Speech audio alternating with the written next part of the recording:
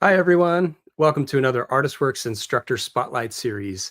And this week we are featuring Mike Marshall teaching mandolin at ArtistWorks. And Mike's topic for this week is Salty Dog, Mastering a Bluegrass Classic. So let me bring on Mike here. Hello, mandolin lovers. Good to see you. I'm Mike Marshall. Thank you, Marcus, for setting this all up and making it happen. Yeah, great to see you, Mike. And where are you tuning in from today? Well, today I'm in northern Germany in a little town called Zettel. Up here playing a concert with Katarina tomorrow at the Winter Folk Fest up here. So that should be pretty fun. We just came up for the weekend, and I'm in this lovely old house. It's about 120 years old, and a lovely lady, Adelheid, who always puts us up when we come to this part of the country, and brought the girls with us, and they're excited to be here. She actually has an antique doll collection, so they're Oh, kind of wow. going crazy. Very Yeah. cool. So tell us a little bit about why you picked Salty Dog. I know that's got a long history with you. Yeah, the Salty Dog Blues. I mean, it's a classic bluegrass tune. And as many of you know, I grew up in Florida in the South and had a teenage bluegrass band called the Sunshine Bluegrass Boys. So I'm sure this was one of the first tunes we ever played, you know, because it was a classic. Flatt and Scruggs recorded it. And I just thought, you know, this is a cool tune because you can play it really simply with just the melody, and or you can improvise on it, and it's got a series of chords that give you some meat to kind of dive into if you want. But I grew up at going to those bluegrass festivals as a teenager. We had our banjo player's parents had a Winnebago with our name painted on the side, and we had matching peach colored polyester suits and the whole bit. So this was the early 70s, 13, 14 years old. We made two LPs. Actually, one of them we also made an 8-track tape, if you guys remember 8-track tapes. So this song just, it gets played at all the jam sessions. And I just thought, well, great vehicle for no matter what level player you are. It's a great tune to go off on. That's perfect. Yeah. So So you want me to play it? yeah. Well, yeah, just real quick. So, hey, everybody that's tuning in, thanks so much for joining us today.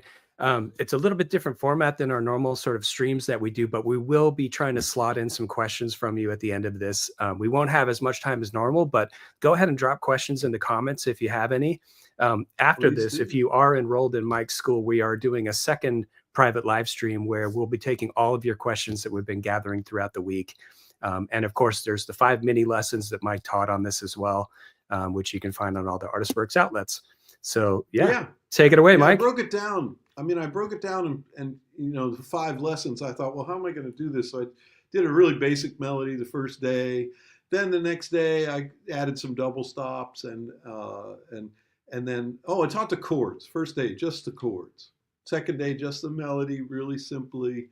Just kind of trying to step people through the process of expanding gradually on their thing. I think the third day we did some double stops and maybe a lick here and there. And then the fourth day we went into up an octave, actually. Went up high on the neck and played the same thing, just a little bit higher. And the fifth day I kind of explored all the different ways that you could improvise on this thing, dealing with each chord as a separate kind of harmonic moment. So, just in a brief way, kind of giving you an idea of what we do on the site in terms of teaching. I love teaching. I mean, it's something I've always done since I was young. I was always teaching, and it's still a big part of my life. On ArtistWorks, of course, is the bulk of what I do. But of course, Katarina and I do these wonderful workshops around the world, and so we've got one coming up in March in Benicia near Napa Valley. So that's a great setting. And then in September we go to Sicily, Italy. So these are fantastic vacation slash mandolin events, and with great food and a lovely clientele of mandolin players, all different levels. That's one of the things that's really important to me is to see the world of the mandolin, people trying to play this instrument, and if you're on the site, you get a good sense Lots of beginners, of course. That's really the core of the site and of the student body. But then you have medium level players, you have advanced players who are really getting it on and just want to challenge me and throw stuff my way that maybe I've played, maybe I haven't. Sometimes I have to learn a new tune in order to kind of help somebody along. But that's, hey, the teaching is it's great for both of us. You know, it gets me to examine what I do when I see what a student is doing with their instrument. Then I can really analyze and say, gee, what is going on here? Why is this not working? Why is this working? And what can I do to suggest something to the student to help them along? And that's the beauty of ArtistWorks, really, is that I do get to actually physically see you play and give you advice. So let me play this thing. You know, we're not here just to gabber. We're here to play music. Salty Dog Blues. I was standing on the corner with a low down blues, great big hole in the bottom of my shoe. Let me be your salty dog. Let me be your salty dog, or I don't want to be your man at all. Let me be your salty dog.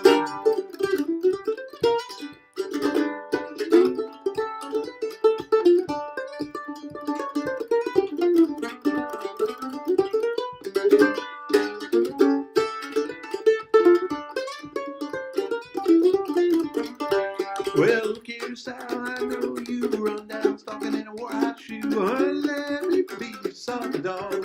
Well, let me be your salty dog, or I don't want to be your man at all. Let me be your salty dog.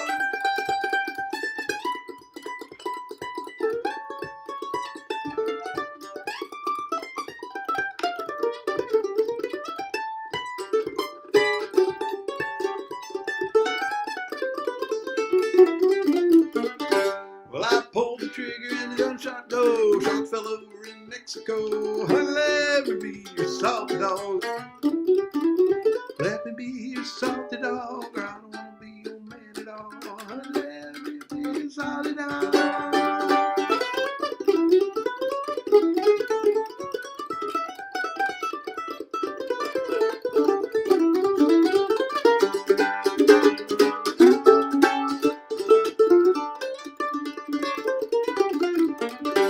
There were two old maids laying in the bed. One rolled over and the other one said, let me be your salty dog. Let me be your salty dog, or I don't want to be your man at all. Let me be your salty dog.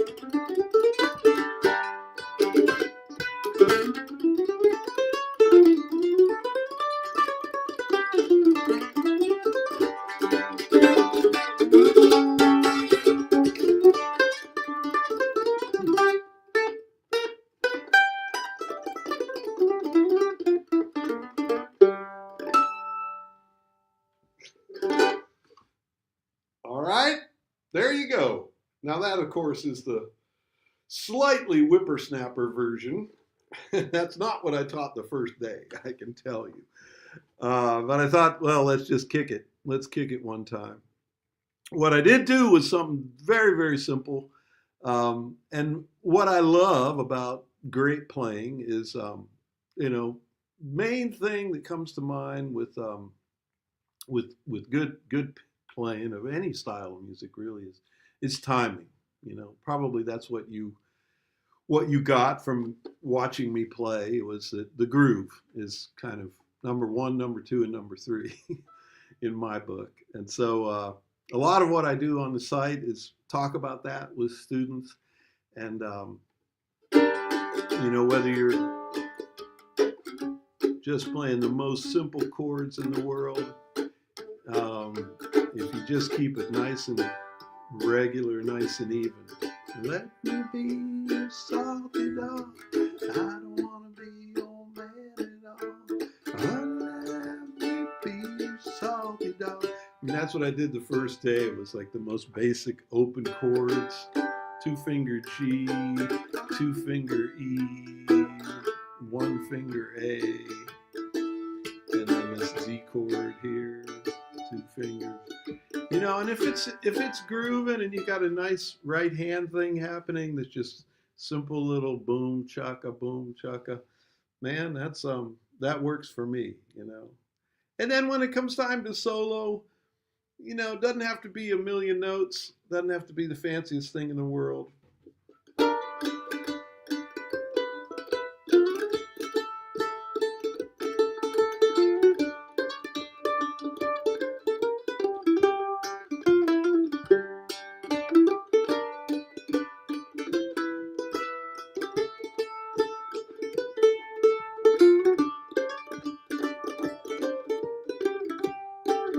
You might notice my hand is always going back and forth.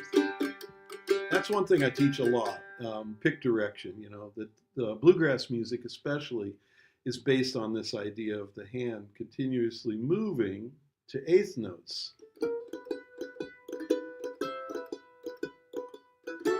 And you can hear that melody in there. But you're also getting, you're getting all those other little notes.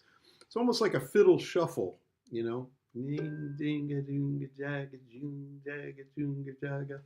And that's what keeps the groove going, you know. So a lot of what you'll see me do on the site is talk about that with students, is to go ahead and play the in-between things so that you keep a nice groove. And then, you know, if I see the player is more advanced than that, then we start to fill in notes. And that's what I did as the week progressed, you know.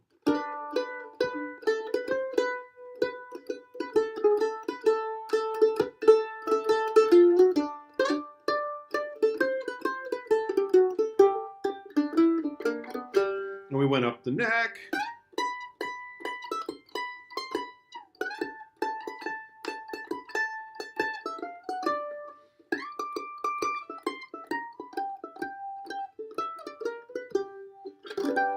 So then you have a whole nother area to work out of up there. As we progressed, we went into thinking about each chord as a separate world, you know. So you've got the G chord and the notes that go with that chord. And then when you go to the E chord, slightly different notes. And then the A chord is its own world, and the D chord, the final chord, is a separate set of notes.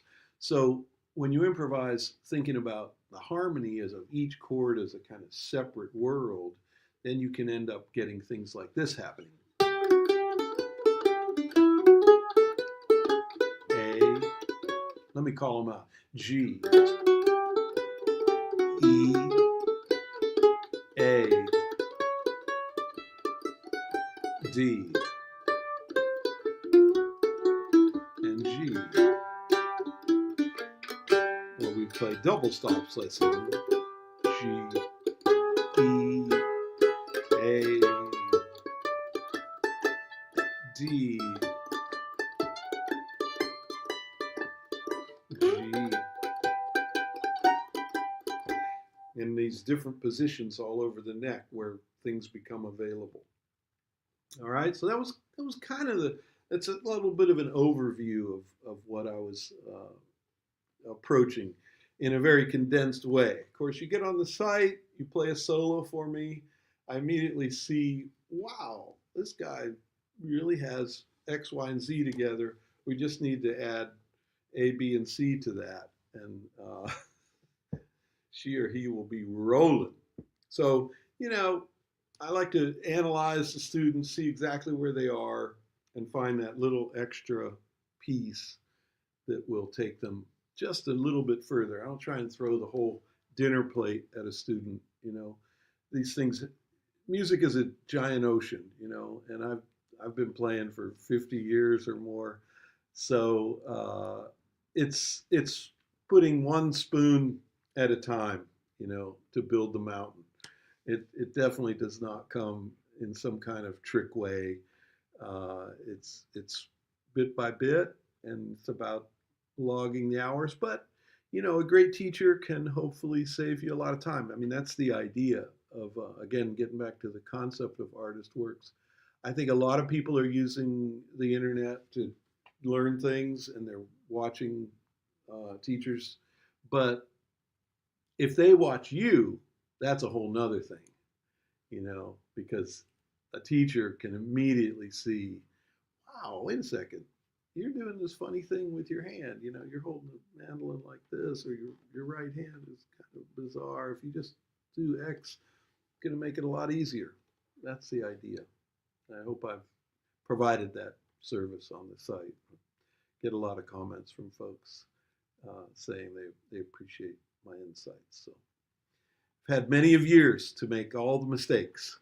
So the basic idea is to try and save you time.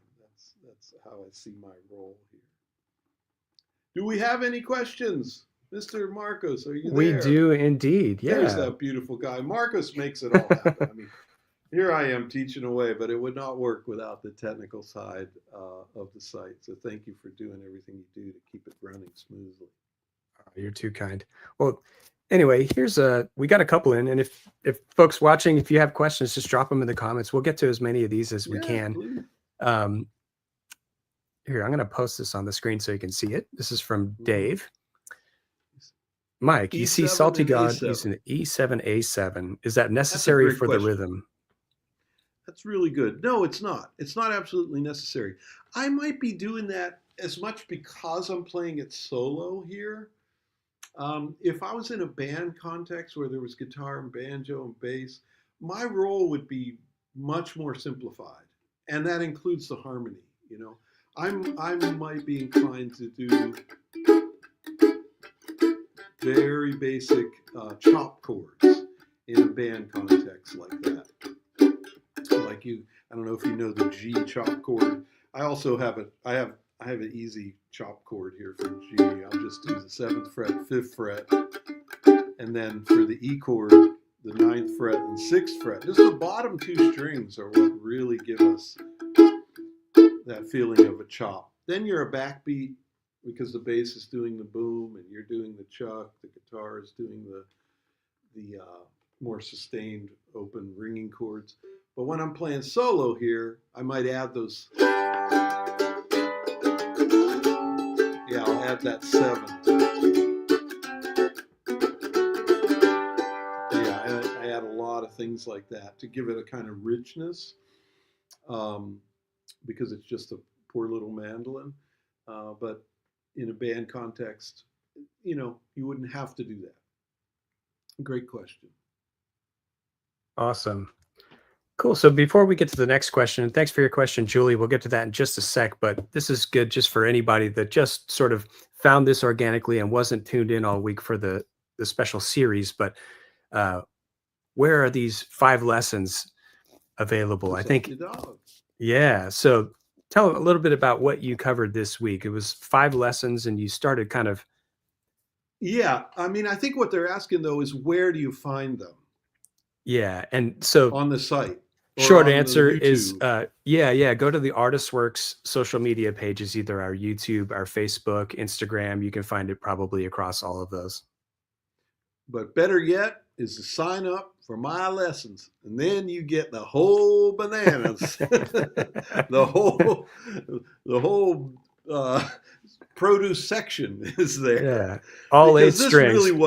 This really was a very condensed week, very truncated idea of how I might teach. Even on the site, when you look at the curriculum, there's many hours that we filmed at ArtistWorks many years ago. Actually, it's been 11 years now, where I'd spend, probably 45 minutes just on one part of one song, Whereas these 5 lessons on Salty Dog Blues were literally 2 minutes, not even 2 minutes, 1.5 minutes each day. They were really, really short.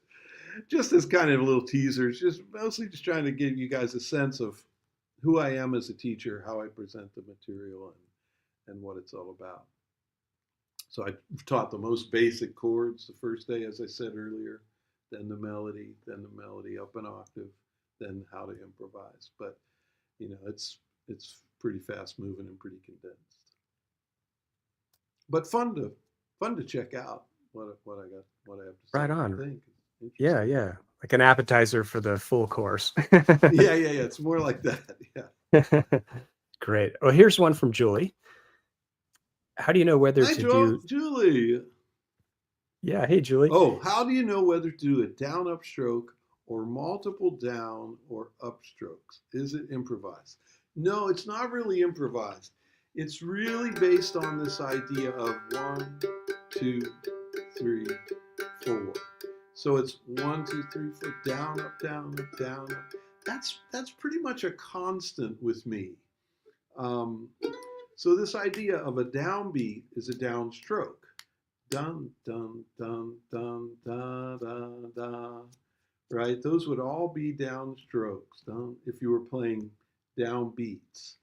If you were doubling those notes, da, da, da, da, da, da, da, da, da, da, da, da, da, it would be down, up, down, up, down, up, down, up, right?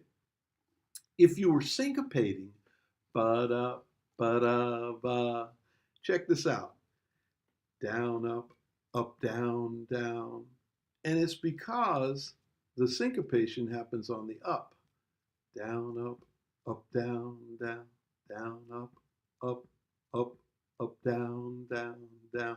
But there's a constant sort of grid of back and forth. Da, da, ba, ba, ba, ba, ba, ba, ba, ba, dum, ba, ba, ba, bo, da, ba.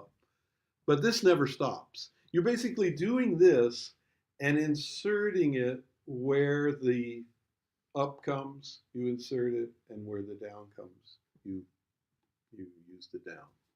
So it's not really improvised, and that is an area that I end up spending a lot of time on with some people. You know, some people seem to have a natural feeling for that, and for other people, it's very hard. So I've got a lot of tricks up my sleeve and different ways of presenting it, and little exercises that I'll give students.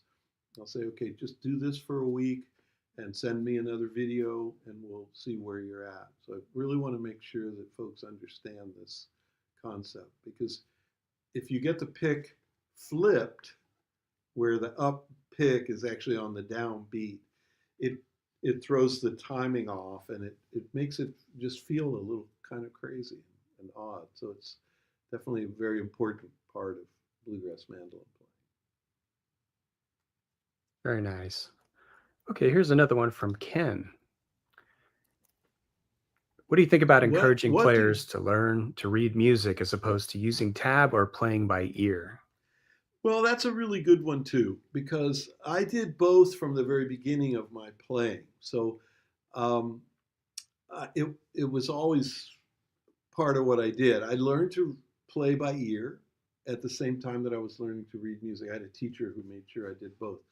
But I know that some of the greatest musicians that I've ever played with do not read music. So, you know, it's not necessary in the world of bluegrass playing, for sure, and many folk music styles. As soon as you want to present something at a more sophisticated level, you either have to spend a lot of time learning it by ear, if it's complicated, or you have to present the music. So when it comes to learning anything by Bach or classical music or the Brazilian choro music, I find it really, really helpful, or jazz, let's say, to learn the notes. But that said, it's not imperative. It's not necessary on my side. In fact, I would argue that learning these fiddle tunes and getting them under your fingers and getting them memorized quickly and getting away from the tablature is more important, because in a live situation, in jam sessions or festivals and things that you go to, of course, people don't have music there. It's like, what tunes do you know? So it's an oral tradition. So, but as students start to want to get interested in other styles of music, I definitely recommend it.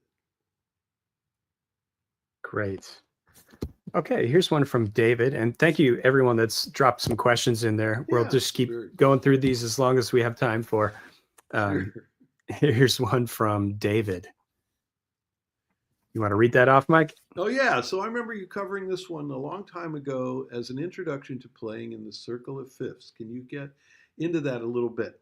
Yeah, there's something called the circle of fifths. It's all the different keys, and they're in a circle, and with C at the top, because C doesn't have any sharps or flats. And if you go one side of the circle, it's fifths, and if you go the other way, it's fourths. So C, the next one is G, the next one is D, the next one is A, the next one is E, the next one is B. And it continues around and gets into the weird sharp and flat keys on this side of the circle. That's the dangerous side. Us bluegrass people tend to like these sharp keys. C, D, E, F, G, that's 5 away. G, A, B, C, D, that's the next fifth. D, E, F, G, A, that's the next fifth. So what's cool about this song is that it starts in G, and then it jumps to the E chord. You're salty dog. That's like way down here on the circle. And the next chord is A, which is the next chord heading back towards G. The next chord is D, and then you come back to G. So it's like you jump on the circle and you work your way back. E is the 5 of A is the 5 of D, D is the 5 of G. So it's a really cool tune. A lot of songs will have a progression like that, or a chunk like that. A song might be in the key of G and it'll go to A and then D and then G. We call that the 2, 5, 1, or the 5 of the 5 of the 1. So this idea of fifths is really important in music. Your mandolin is tuned in fifths. E, A, D, G, right? Let me be your salty dog, I want to be your mandolin. Let me be your salty dog. So fifths are really important in music in general. And what's nice about this is that it's a kind of song that introduces you to this idea in a folk way, but it's really a great door opener to what happens as you begin to learn a little bit of swing music, let's say, because in jazz they use a lot of this. They use the circle of fifths. It's a way of modulating to a new key. What's cool about the circle of fifths is that if you have C at the top, let's say, to the left of C is F, to the right of C is G. C is if you're in the key of C, C is the 1, F is the 4, G is the 5. You've heard about 1, 4, 5. Those are the 3 principal chords in the key of C. If you go over 1 notch, G is now at the center, C is on this side, D is on that side. So now you've got 1, 4, 5, the key of G. Go over 1 more notch, you got D, G on one side, A on the other. So you have 1, 4, 5, you can see it around the circle of fifths. So I recommend that people just have this poster up in their music room and just look at it, because there's a lot of great little relationships in there. And one of the things I thought would be cool to do is actually look at this same song right here, right now, in a different key. Let's say we wanted to do it in the key of D. Let me be your salty dog, because you maybe have a woman who's wanting to sing it up high. So now, what is the chord progression? So if you look at D and you jump down 4 steps, it's a B chord, and the next one's an E chord, and the next one's an A chord, and then you're back to D. So we've just kind of spun it around the circle 1 notch. Let me be your salty dog. That's a B chord. I don't want to be. That's an E chord. I don't want to be your man at all. Let me be your salty dog. Back to D. D, D, D, D, B, B, B, A, A, A, D. I'm sorry. E, E, E, E, A, D. Back to D. So, you know, the mandolin is beautiful because you can really see this. There's your D, there's your B, here's your E, just move it over, here's your A, and you just move it over to D. Not exactly a great key for me to sing it in, unless I sing it down an octave.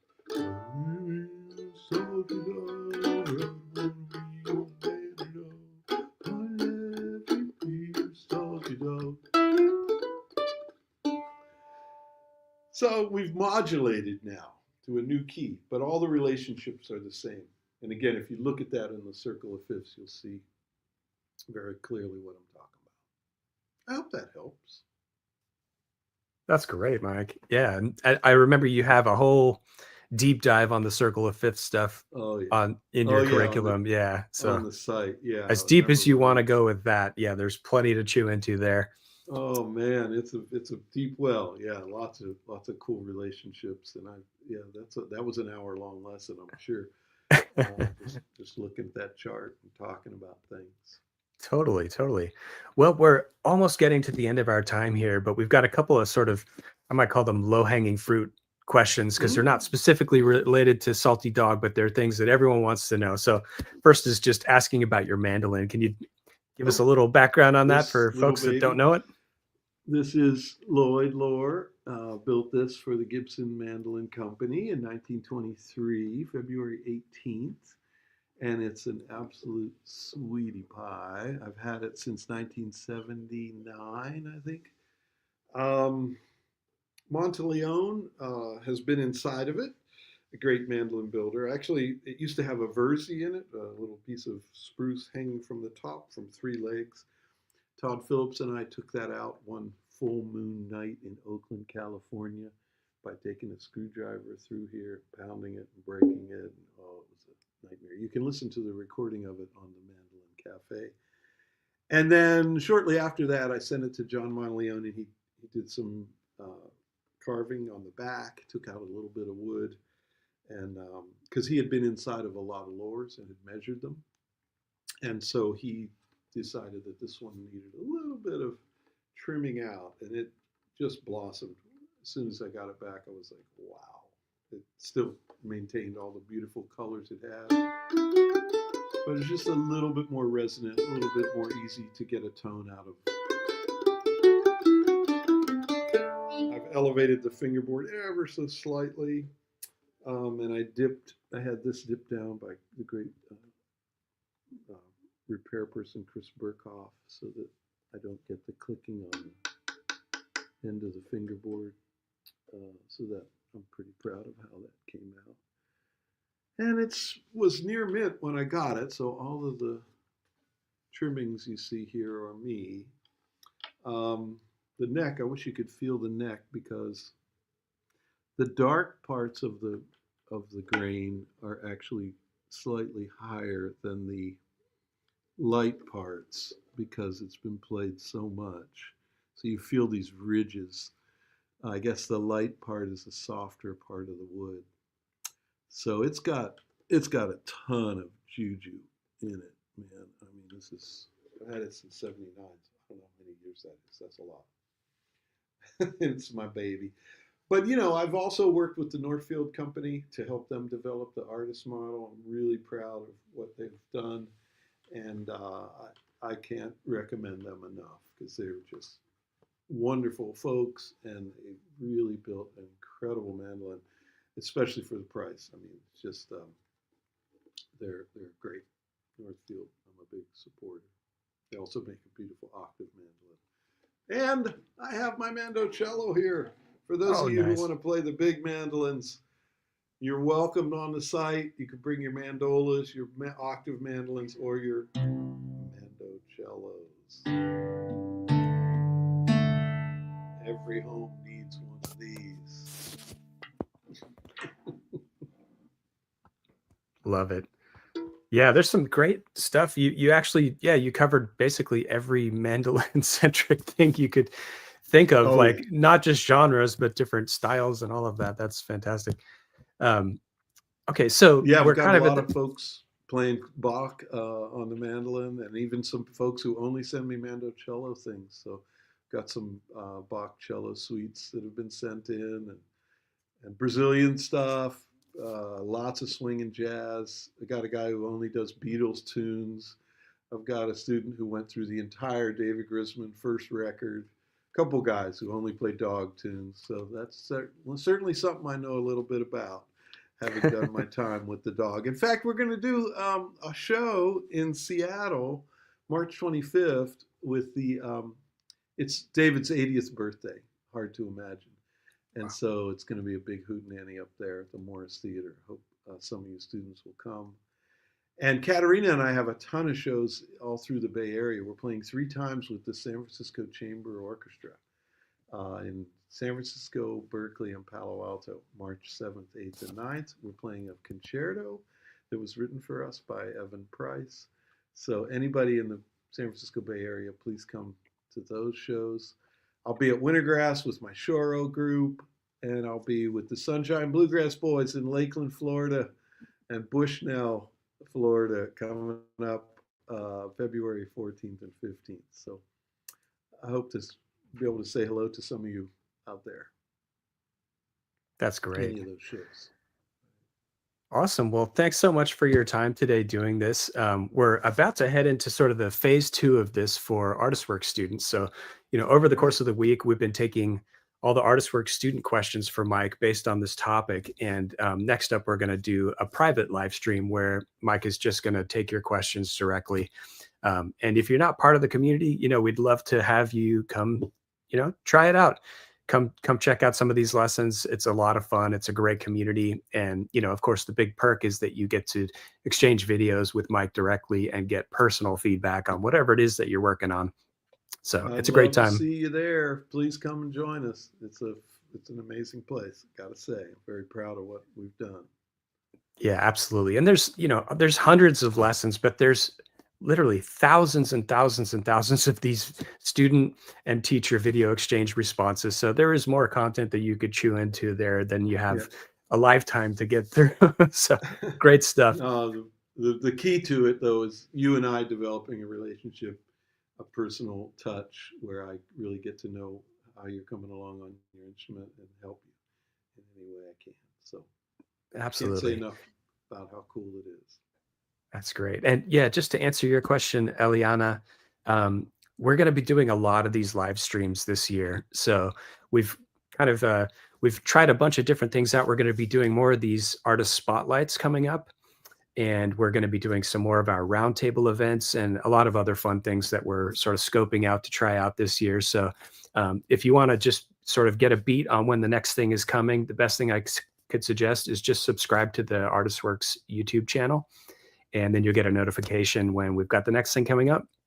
And we've got a lot of great content and lessons and interviews and stuff that we'll be dropping out on the channel throughout the year. Announcements for new courses coming, that kind of thing. So we'd love to have you join our community. Anyhow, I think that gets us to our time. Thanks again so much, Mike. Any final closing statements to your audience? Thank you, Marcos. You guys are the best.